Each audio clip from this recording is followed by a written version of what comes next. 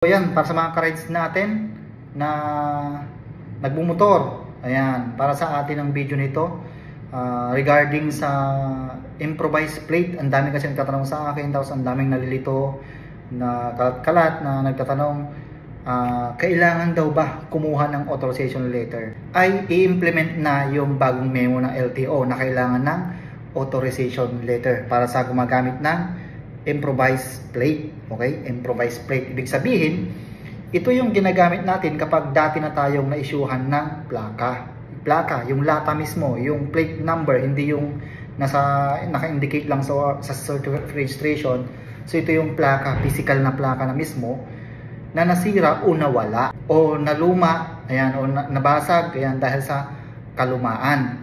Kapag po ganito ang nangyari sa physical plate natin, kailangan or obligado na tayong mag-request ng bago dahil consider ito as violation. So, kaukulang multa rito kapag hindi na nasunod ay 5,000. Kapag nag-request tayo ng LTO ng bago, kailangan po natin magpagawa ng notarized affidavit of loss or mutilation kapag nasira. At kailangan din natin ng PNP HPG clearance. So, kailangan din natin dalhin ang orig o photocopy ng certificate of registration, latest na OR, yung pinag-registro, at unit. Ayan, kailangan din nadalhin at saka valid ID ng registered owner. Kung sakaling hindi ito nakapangalan sa atin, kailangan din ng authorization letter mula sa nakapangalan, okay, sa certificate of registration at ORCR, plus valid ID niya ni nakapangalan, tsaka special power of attorney na ikaw ang maglalakad mula sa registered owner. At kung ito ay nabili mo, kailangan ng deed of sale. Okay? So, ayan. Kung hindi mo pa nalipat sa pangalan mo yon, no? So, kailangan ng notarized deed of sale at photocopy ng ID ng registered owner. So, para mabigyan nila tayo ng authorization to use improvised plate. So, ito ay para maging legal sa paggamit natin sa daan. Ayan, para hindi tayo mahuli ng LTO. So, iyon yung kailangan mo ng authorization letter to use improvised plate para sa mga nabigyan na dati ng plaka. Okay? So, kailangan nyo mag-secure nyan. Kasi simula sa September 1, uhulihin na yung mga ganyan at 5,000 ang penalty. Sa mga temporary plate naman, ito yung mga bagong nilabas na motor na hindi pa nabibigyan ng physical na plaka. Temporary nga eh. Kumbaga, walang may release LTO. So, wala naman sa ating side ang kasalanan, kundi na sa side ng LTO na mismo. Kapag ito, temporary plate ang gamit mo, kapag hindi pa tayo nabigyan ng physical plate ng LTO simula nang nabili at nailabas ang unit sa kasa o sa dealer, at kapag ito po ang ginamit natin, hindi na po natin kailangan ng authorization to use improvised plate. Okay? Nasundan natin?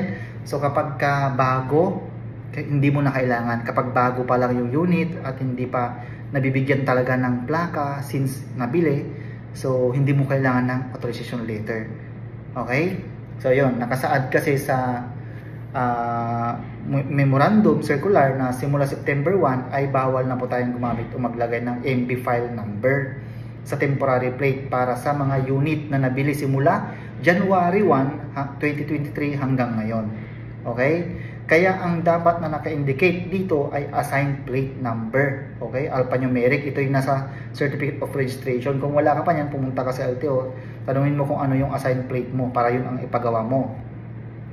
Ito yung alphanumeric na. Pinapayagan lang tayong gumamit ng MB file within 15 days upon issuance of sales invoice. At kapag wala or nawala ang sales invoice ng unit, doon po tayo babase sa initial date ng registration unit natin. So ayun, sana nalinawan yung lahat. Para naman po doon sa mga 4 wheels pataas, obligado pa rin tayong indicate yung conduction number ng unit template na gagamitin natin within 15 days upon issuance of sales invoice. Para sa 4 wheels naman yun. At para maiwasan po natin ang problema o abala, makipag-ugnayan po tayo sa mga dealer para kunin ang plaka ng unit.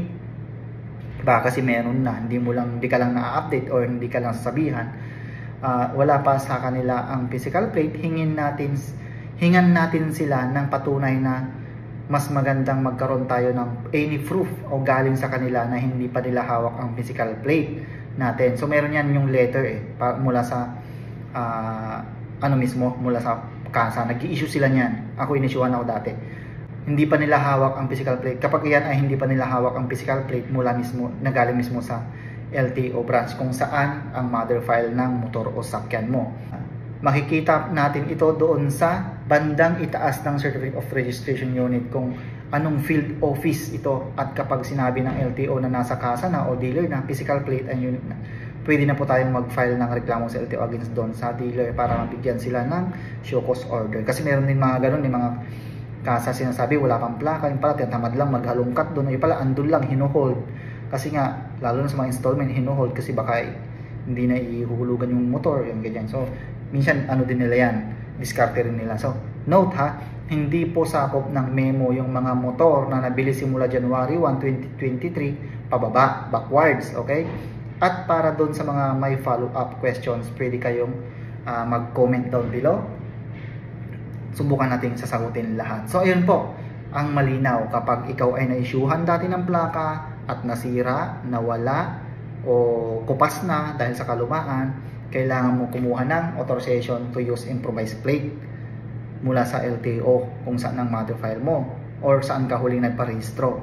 Pero kailangan mo din yung temporary plate ay naka-attach doon sa iyong sasakyan. Kung ikaw naman ay wala pang plaka ever since, so hindi mo kailangan mag-secure ng ganyang authorization letter. Okay? Basta akma lamang sa standard ng LTO. Yung bagong format ngayon, na medyo mas malaking plaka na, ang susundin natin, hindi na yung dati. Okay? So, i-share nyo to sa mga kaibigan nyo, sa mga friends nyo para maging malaman din nila. Sharing is caring.